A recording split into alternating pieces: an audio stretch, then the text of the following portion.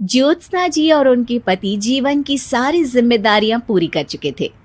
पैसे की कोई कमी नहीं थी, तो घूमना फिरना भी लगा रहता था। अरे बेटी के घर जाकर तो मजा ही आ गया, लेकिन विदेश से अच्छा तो देश ही लगता है।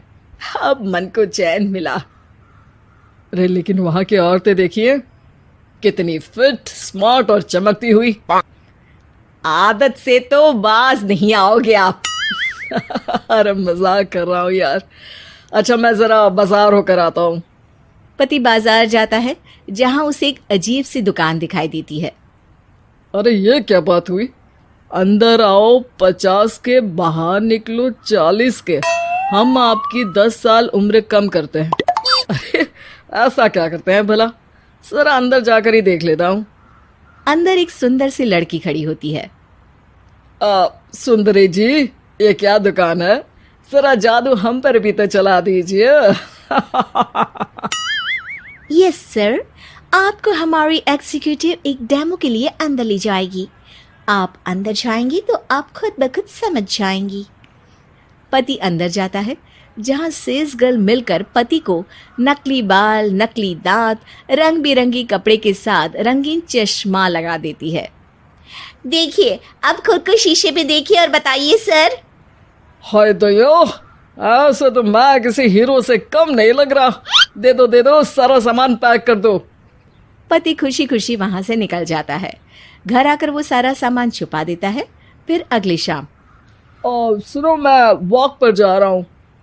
इस वक्त? अरे नाती पोतों को वीडियो कॉल करके बात तो कर लो। अब हाँ, आकर करता हूँ ना, पक्का पक्का। पति बाहर जाकर सारा मेकअप करता है और मार्केट में घूमता है, जहां उसे एक स्मार्ट सी महिला दिखती है। क्या आपको मुझसे कोई काम है?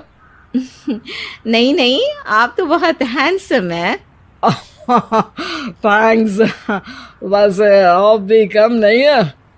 वैसे क्या उम्र होगी आपकी? लगता कितने का हूँ? 40 के तो पूरे लगते हैं। अब क्या था, 50 साल के पति को कोई 40 का बोल दी तो। वैसे तो कम का हूँ, लेकिन टेंशन के कारण थोड़ा उम्र में बड़ा देखने लगा हूँ। ओह सच्ची? आप 40 के पूरे नहीं हो? अरे छोड़िए ना, चलिए मैं आपको कॉफ़ी पिलाता हूँ। यहाँ की कॉफ़ी काफ़ी शानदार होती है। दोनों में दोस्ती हो जाती है और फिर चल पड़ता है सिलसिला रोज रोज के घूमने फिरने और मजे करने का। अब सारा दिन पतिदेव फोन पर। अरे नाश्ता तो कर लीजिए, क्या सारा दिन फोन पर लगे रहते हैं? अरे यार, जरूरी काम कर रहा हूँ मैं। रिटायर हो, पेंशन मिलती है, कोई काम नहीं है, फिर कौन सा जरूरी काम आन पड़ा आजकल? अरे एक प्रोजेक्ट के सोशल नेटवर्किंग का काम है, उसी पर काम कर रहा हूँ। ठीक है, चलो अब नाश्ता कर लो, देर हो रही है। पति अपना नकली सारा सामान बिस्तर के पास छुपा कर सोता, सुबह चुपके से पहनकर बाहर जाता और घर आने पर उतार देता। एक दिन पड़ोसन कहती है, अरे ज्योत्सना बहन, तुम लोगों के घर कोई हैंडसम सा आदमी रहने आया है क्या? अरे कहाँ यार, मैं और ये दो ही तो लोग हैं घर में। हैंडसम सी शक्ल देखे तो मुझे भी जमाना हो गया है।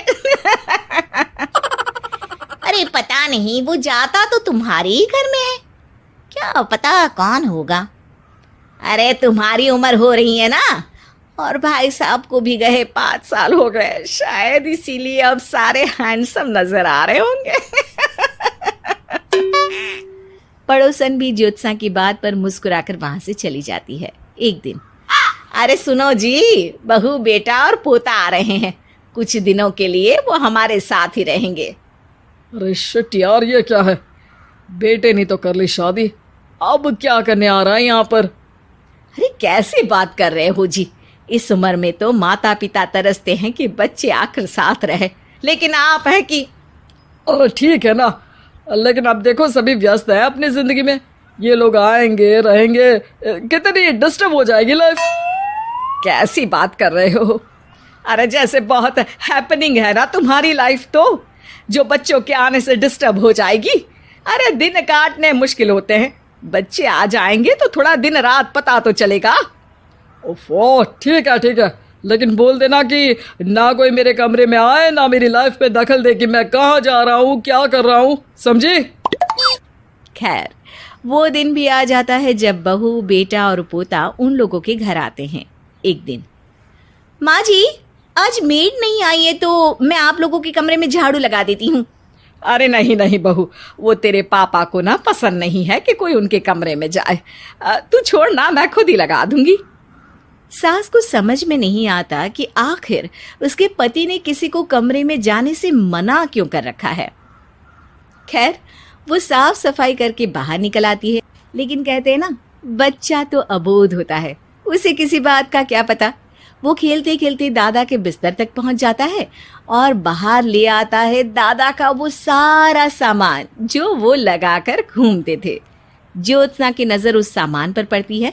वो बच्चे से पकड़कर कमरे में लाती है और पैकेट खोलकर देखती है। हाय रे दैया, ये क्या? लग रहा है कि आजकल ये प्रोजेक्ट नया मिला हुआ है। बेटे बहू के जाने के बाद ज्योत्सना सोचती है कि वो बात करेगी, लेकिन फिर अरे खुद से बात करूंगी तो मुकर जाएंगे। पता लगाना होगा कि माजरा क्या है। कुछ दिनों बाद, अरे यार, ये बच्चे लोगों के आने से लाइफ ना बड़ी डिस्टर्ब सी रही।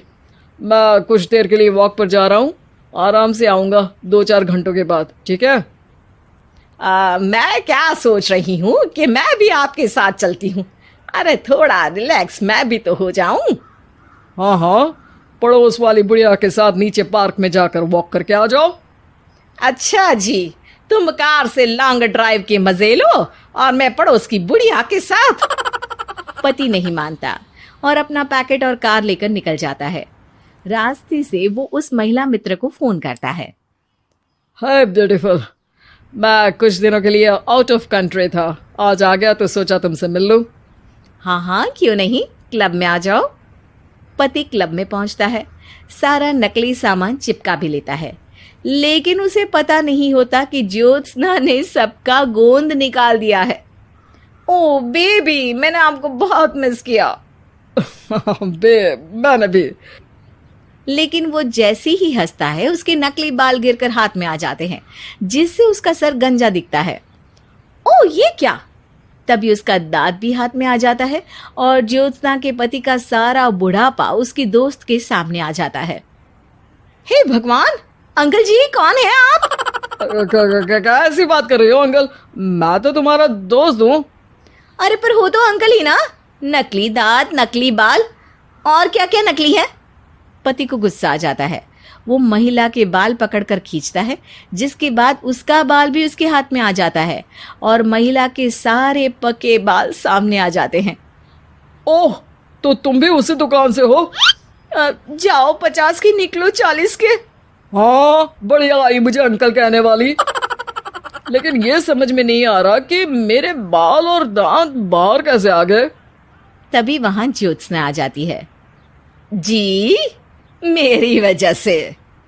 चलिए इन आंटी जी को नमस्ते कहिए, फिर घर चलते हैं और वहां मैं बनाऊंगी आपको 40 का।